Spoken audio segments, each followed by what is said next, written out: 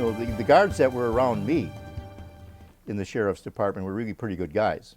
In fact, they were very much supportive of my position. What happens when you accuse an LA Superior Court judge of taking illegal payments? You go to jail with no trial and no sentence, potentially for the rest of your life. But in spite of everything Judge David Yaffe threw at him, Dr. Richard I. Fine won his freedom.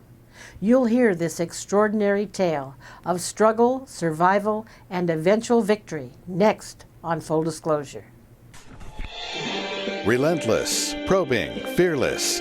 This is Emmy Award-winning Full Disclosure with Leslie Dutton, bringing you the truth by revealing the news behind the news. Hello, I'm Leslie Dutton. Today on Full Disclosure, we're bringing you the news behind the news in this part one of our two-part home interview with Dr. Richard I. Fine. Because he confronted Los Angeles Superior Court Judge David Yaffe and refused to back down on principle, Dr. Fine suffered the last 18 months of his life in the Los Angeles County Men's Central Jail in solitary coercive confinement. We asked him how he was treated by his jailers. The actual deputies themselves that I interacted with were very, very good. I mean, there's a definite split that occurs between Judge Yaffe and the actual deputies. In fact, the deputies that I interacted with were very much on my side. I had officers coming up to the cell and saying, "We're with you and congratulations on what you're doing. We really think what you're doing is correct." That happened a number of times and really didn't have any problems with the deputies. I mean, we had things that, in a way, were somewhat humorous because Yaffe evidently did something to order what we called sergeant protection. So that meant in the beginning, when I was first in there, everywhere that I went, I was handcuffed, I had a sergeant, 2 deputies, and a video camera watching, all my moves when they would move me from one place to the other. Well, after I think a couple of months of this, or maybe not even that long, everyone decided this is sort of ridiculous because every time this guy has to move from one place to another, we have to get half the staff out in order just to move him. So that stopped after a while. Dr. Fine had been a practicing lawyer for over 43 years. He was fully prepared to fight for his freedom improper, as it is called, representing himself. But apparently Judge Yaffe made sure he was denied anything and everything he needed to even begin filing legal documents. I had to fight for the improper status. Even though I was improper on my papers and everything else, the jail did not give me improper status. And evidently, they said that it had to come from the judge.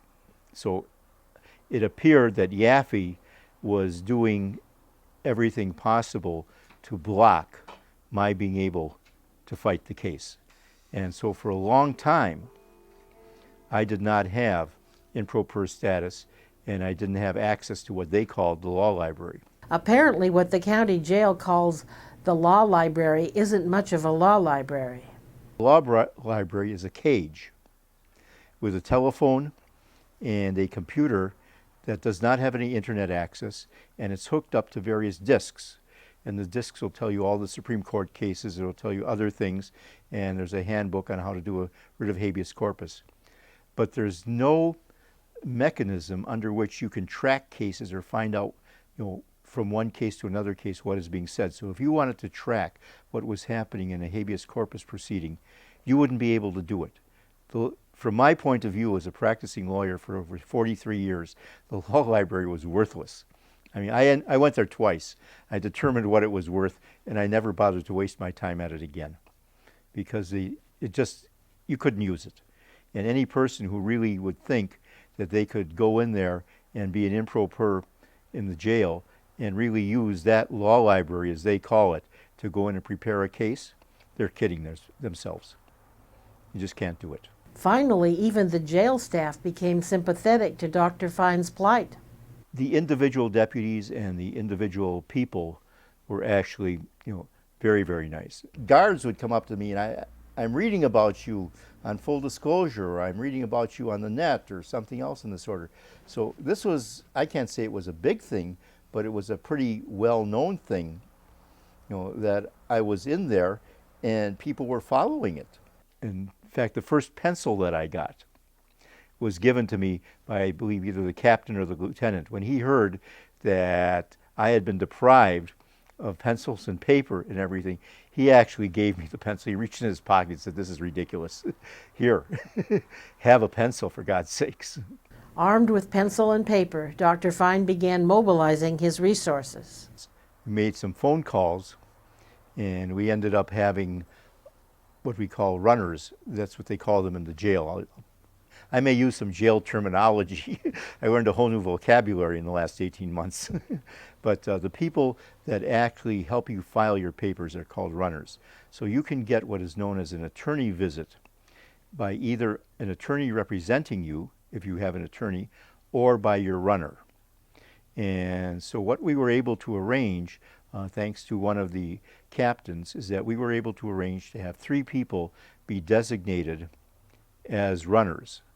And those people would come into the attorney window.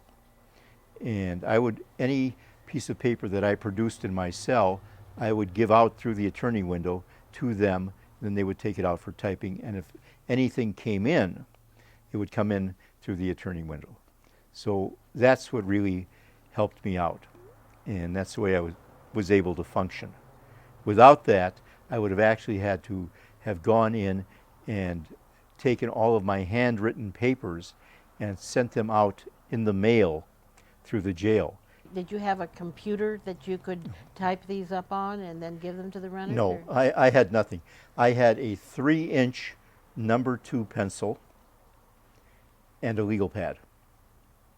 So everything that I did was written with these 3-inch pencils. And the reason that the pencils were only 3 inches is because the jail felt that if the pencil was longer than that, it could be used as a weapon, commonly known as a shank, so that you could stick it in somebody, and hopefully kill them. So therefore, all pencils were limited to 3 inches. And then I had my pad. My cell did not have a desk in it or a chair. It had a double bunk bed. So I did all of my writing standing up and writing on the top bunk. At times I thought of an analogy, but it really doesn't play out, but it's somewhat true. Winston Churchill did all of his writing standing up, and he had a lectern that he used to write on. The analogy existed as I had a double bunk, and I did all of my writing standing up with the 3-inch pencil. Dr. Fine was able to keep a positive attitude, not only about his plight and his meager resources, but also about his dilapidated environment. And because the building was so old, parts of the building would freeze and the other parts of the building were overly heated.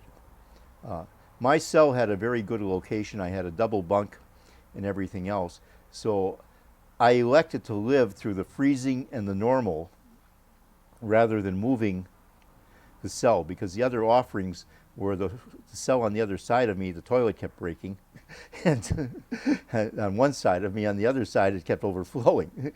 So my cell was pretty good as far as that was concerned. I was basically in good shape.